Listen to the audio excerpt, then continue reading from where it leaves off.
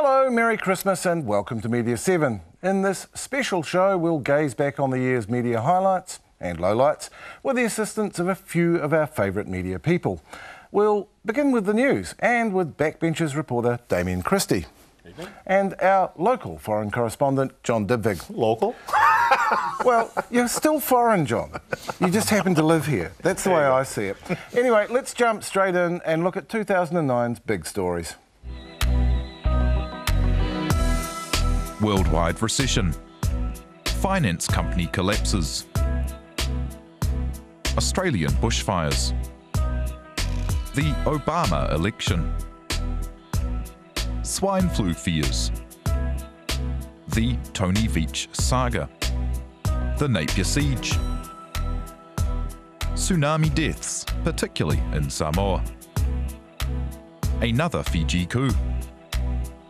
Student silliness. And the David Bain trial, all big stories in 2009. Well, Damien, I believe we began the year with news stories predicting years of economic gloom, as if we were going into another Great Depression, and we seem to be ending it with property price stories again. Yeah, as someone who just bought a house, that's good for me. I think, just from a media angle, I think the recession is one of the biggest events in the last decade, probably easily. Has been the hardest thing to cover, because especially in television you need pictures, and there's only so many times you can have shots of money coming off presses, shots of the New York Stock Exchange being classic wallpaper shot, isn't it? The money coming opened off. or closed, and and having worked on this throughout the year, it's just like, can we get some more shots? Coins being piled up. Don Brash, none of it makes for exciting viewing, so it's been really hard one to report. Did you talk about it much on the show on Backbenches? Yeah, it was. I was the defining, pseudo-political issue of the year. It's been the one thing that's changed all the government expenditure. It's changed the way that we see overseas, the way that everything had to be rejigged. Really, in a way, I feel sorry for National coming in. They seem to always have some bad timing in this regard. Last time they came in 1990, the same thing was sort of happening again. Did the recession happen for you, John? You betcha. You betcha it happened for me. Sunday Star Times fired me from my column, said it was a recession. 3 weeks later, they hired Eric Young. and I know he's making a whole lot more than me. But, it does affect it a little bit. The recession gives people a chance to redirect their motives. They may have had the motives to lay off people or to do this or do that, and now all of a sudden you have the recession, so we have a reason to do all this thing. And so, but it has affected me. But the thing is, you pull your belt in, you tighten up, you move around, you do this, you do that. Life goes on. Did you get swine flu? I didn't get swine flu, but, worried about it because I have a 9-year-old and a 6-year-old. So, in fact, earlier this year, my wife asked me if we should give the kids just normal flu shots. And I asked my doctor. You never get a straight answer from your doctor. They just will not give you a straight answer. So finally I said to him in desperation, Jeffrey, do you give your kids the flu shot? He said, no. I said, thank you. Because it struck me that it kind of formed part of an apocalyptic backdrop to the beginning of the year. We were going to head into a worldwide depression. There was a worldwide pandemic coming, and I don't know if... We seem quite happy. Once again, swine flu was the biggest story that never happened. We seem to have days and days of this over-the-top coverage saying this is, batten down the hatches, seal up your doors, real sort of outbreak stuff. And it really, obviously there were some people who did die from it, just as some people die from the normal flu. But we've had years of this now, haven't we? We've had the avian flu and the SARS and things like that. And I wonder if we are, the next time something comes around, if we are going to be a bit boy who cried wolf on all this. Yeah, you have to worry. But to be fair, it did almost overstretch our ED department, so it almost got to the point where we had to really worry about it. John, you're an American. You have a new president this year. It appears he's failed to achieve world peace and universal human happiness. Yeah. He still got the award for it. He still got the award. When Obama was elected, you could, it was a collective sigh from every American and every outpost in the world. No matter, if nothing else, the fact that he's just a normal human being that can speak and talk and has some kind of rationalization going on. Whether he solves all the problems or not, not really the issue in a sense. He's given, and why he got the Nobel Peace Prize, and I thought it was a good call for the aspiration of hope. which is what he's all about. And if he fulfills, he's only been in office a year, and he's battled his ass off on the health reform. I mean, he's hung in there, and he's traveled all around the world, and he's spoken to people. So I think he's doing a good job regardless. Why do you think that media narrative took hold? Because it certainly has. I mean, there was a rash of stories about him falling under 50% approval rating, and rather fewer stories pointing out that Clinton and Reagan were much lower than him at the same point in their presidencies. Yeah, because he had the high expectations, because people thought he was really, I mean, after 8 years of Bush, and I'm not going to knock Bush because I don't knock my U.S. presidents, but after 8 years of being way down here to actually have somebody that, you thought, wow, something could happen here. And the expectation was so high, it was out of proportion to what he could achieve. And like I say, he's been there a year. He set things in motion. Well, we'll move on from the good guys to the bad guys. Real or scripted, all good dramas need a villain. And there were plenty to go around this year. The media loves a bad guy. This year featured politicians with their noses in the trough, Michael Laws variously, but most of all, it was the finance company bosses with their fancy cars, lavish parties and big houses, all drawing anger as it ended in tears for the investors. Well, Damien, we had Rodney Hyde in there. Do you think his media image has been permanently damaged? Because he'd worked quite assiduously to be perceived positively. He did Dancing with the Stars. Everyone admired his weight loss and everything else, and yet is that gone for good now? This is the typical story of hypocrisy. We don't care about what you do as long as you didn't say that you didn't rally against it for years as he did. I think this whole MPs travel thing that we've seen this year, a lot of and Bill English and his accommodation thing, most of these people have done nothing wrong. And I don't think it's tarnished any of them too badly in the long term, but what we are seeing is I think it's the growing pains of a move towards a more transparent government or parliament. And when Lockwood Smith said, let's open these books up, this was always going to happen. It was, again, unfortunate it happened to this lot at this time. But it would have been the same case 10 years ago and it'll be the same case 10 years from now. John, you've done radio. Yep. What do you make of Michael Laws? Is it just part of the job that you have to appear crazy? No. I think Michael is a bit touched. I think he's just a bit twinged. I mean, he latches on to something like a dog on a bone. I mean, that W and the H and the Wanganui, after a while, you just got to go, hey, come on, Mike, take it easy, slack off a little bit. But no, he just, he's kind of left to center. He's out there, and that's just the way he kind of is. I mean, just look at him. He looks like he wears makeup. He does. He wears eyeliner. I think it's the only time anyone's ever used the word left in a sentence of Michael Laws. Yeah. And of course, we had, particularly towards the end of the year, the finance company chiefs. Who was that entirely justified? Are they the real villains? Can we all safely hate them? It's a tough one, isn't it? I mean, on the one hand, you've got villains like, one of my villains of the year would be someone like Clayton Weatherston, the sort of strange little psycho that stabbed his girlfriend 108 times. Then for some people, it'd be Hone Harawira. So some fairly nameless, faceless old white men who, stole $500 million or whatever from old people. It's a bit hard for me to get wound up about it because it wasn't my $500 million. Yeah, I just can't get past the just can't get past the fact that a lot of old people are going to have a fairly grim Christmas. Oh. Yeah. Call me soft. I mean, Hone Harawira, I think the Māori Party is looking to draw a line under that one. They're looking for closure. Are they going to get it? Well, I don't know. I think the important thing here is that the people that are really the 67% of whatever it was of people that thought Hone should leave, I bet they're not Māori, I bet they're not Te Tai Tokoro. His constituency are behind him, I think, on this one. And so he doesn't care about the rest of New Zealand. They're not voting for him. But the rest of New Zealand, from what I've seen, and I had the misfortune to sit next to someone, and she was spitting and vehement and all these it was a good excuse for her. I think it has set race relations back in this country a bit. Funny how only Māori can do that, though. Anyway, now, as much as we fancy ourselves as the guardians of the public morals, we in the media do sometimes slip. Yes, we do.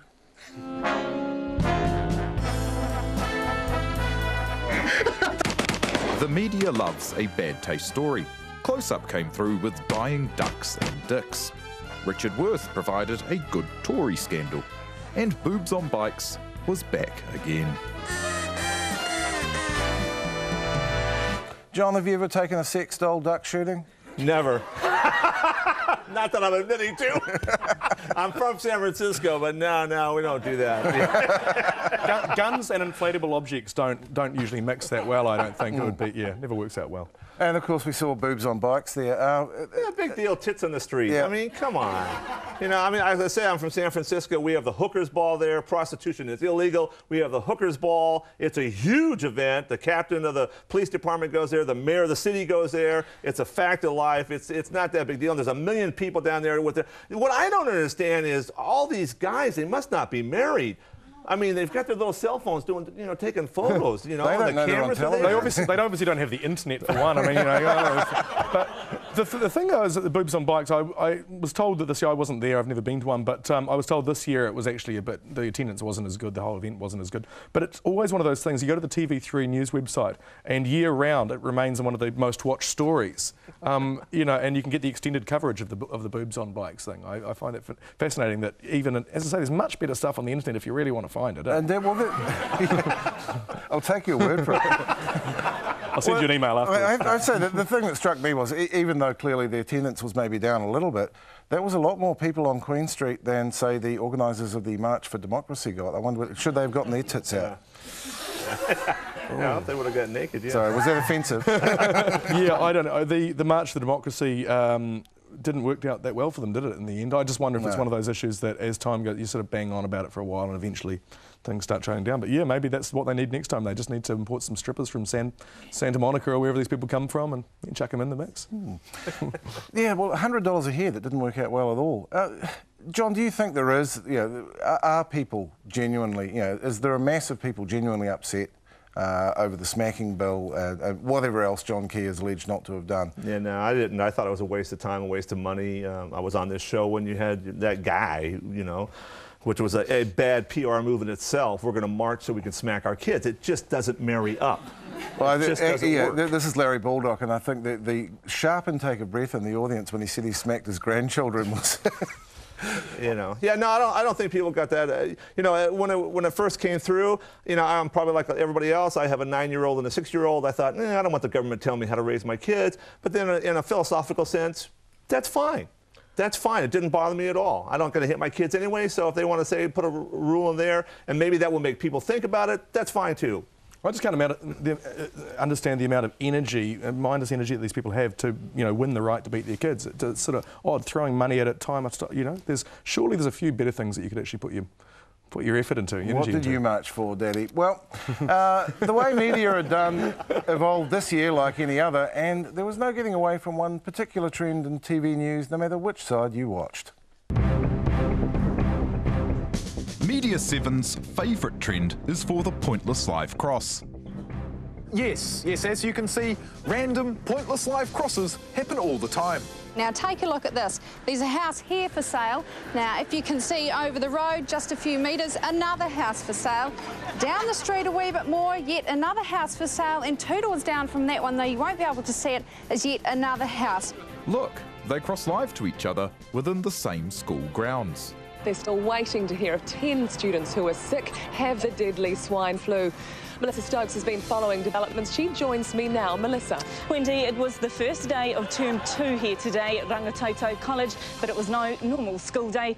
And sometimes the live cross is too much to bear. Day 1 of the biggest week of the Fashion Week of New Zealand's fashion media. Ouch. In fairness, I know that reporter, that was her first ever live cross, and so I do have some sympathy for her. Well, quite seriously, I wonder, it's actually quite a demanding thing to ask young reporters to do, isn't it? And think on their feet, no script. Well, no, it's completely scripted. I mean, they've got an hour beforehand to write 2 sentences, which is why often it looks exactly like that. They've got throw words to go to. They know what's going to happen. The pointless live cross has been around for a few years now. This is not just this new, but it was brought, in my mind, to new heights with the swine flu. We started seeing the first thing, what they call the Brady Bunch, which is where you have 9 reporters that they're going to cross to, and they put them all in the panels and go, we're going to cross these 9 reporters, and you go to TV3 and they've got 10 reporters standing there. You saw that. You saw again, the swine flu is a good example of when you maybe shouldn't do a live crossing from that school in the middle of the school holidays at night time. It's like, there haven't been children here for days, there probably won't be again for another couple of weeks, and it's night time. We're standing, you know, why? I'm standing here at night where nothing's happening. I also do feel really sorry for the reporters in this case, and they're that I think often overlooked, because if you live in Auckland, and a mate of mine seems to always get this one, he always has to drive out to the airport for a 6 o'clock live cross. I hate driving out to the airport, and I'll avoid doing it in rush hour. You've got to head out there at sort of 4 to get there by 6. You don't get back home till 8. You know, and you get so that you can say 10 seconds worth of stuff. It is the worst possible time to be on that motorway, isn't it? Well, unfortunately, with the TVNZ layoffs, they might not have too many more live crosses. Why, just briefly, Damien, why does it happen? Because we're not being partisan here. Both sides went for it, boots and all this year. Look, it obviously works to some extent, and they get consultants in. I think they both, TV3 and TV1, use the same consultants. The consultants come in and they say, we've got to do active reporting, we've got to make the sense of urgency, you get people out there saying, this is the bit where you can see the tyre screech and stuff. But I think where it's maybe gone too far on times is the people, it's the cart before the horse. They say, we've got a story, where are we going to do a live from, rather than does it deserve a live? You know, it's like, where's our live, then what's our story? So you end up doing things outside the Reserve Bank, where earlier today, Alan Bollard put the OCR down by 0.25% up on that floor up there. Who cares? Really. Now, the other media trend that we didn't show in that clip, but which has characterised the year, is the media apology. And it ran right through till December with Tiger Woods, of all people, having to front up and do his mea culpa. Well, you know, Tiger has been so far above the male race for so long, he finally joined the rest of us. That little triangle got him. He couldn't run from it. And, yeah, the media apology. I think New Zealand do, you know, a fantastic thing with the media apology. I mean, anytime an All Black does anything, they got to cry and sob and do everything in front of everybody, and it's the most ridiculous thing you ever want to see in your life. I kind of agree with Tiger that, you know, to a certain extent, he's a public figure, but his family life is his life. And he can keep that to himself, and he can apologize to his wife and by himself. But you know how it goes with the media nowadays. There's 15 billion people. Well, TMZ, their whole life work is to follow celebrities. I mean, you know, that's the online network thing going. But the thing that kills me, and I got to say this, the thing that kills me about Tiger is he's a suspicious guy. He's suspicious of everybody. He's a control freak. He put his entire career in the hands of a 21-year-old waitress and put his voice on her phone? You know. He may not have been thinking in career terms at the time. I guess not. God. I think once you've got $1 billion, you should be able to do what you want. I think no rule should apply, you know. Yeah. I'm sorry that we actually have to go now, so thank you very much, Damien Christie and John Dibvig. And because mere words could not express how sorry we are, we cross live now to 2009 APRA Silver Scroll winner James Milne, aka Lawrence Arabia, with a song for the Year of Apologies.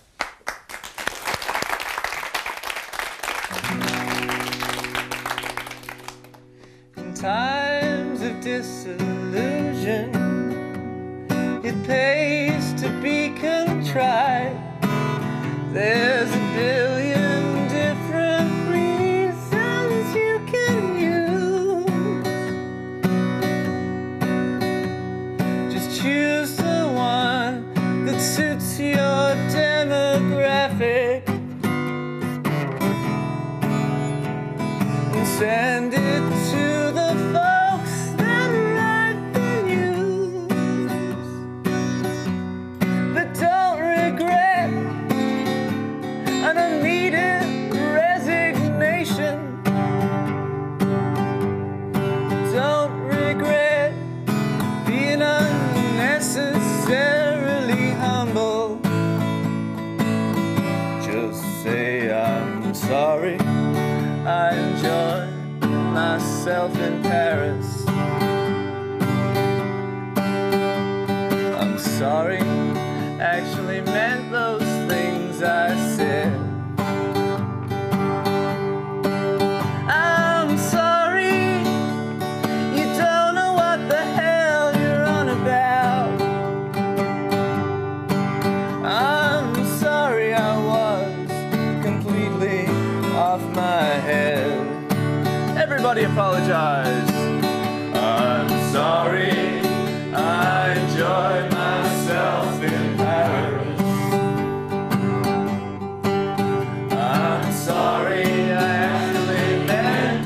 those things I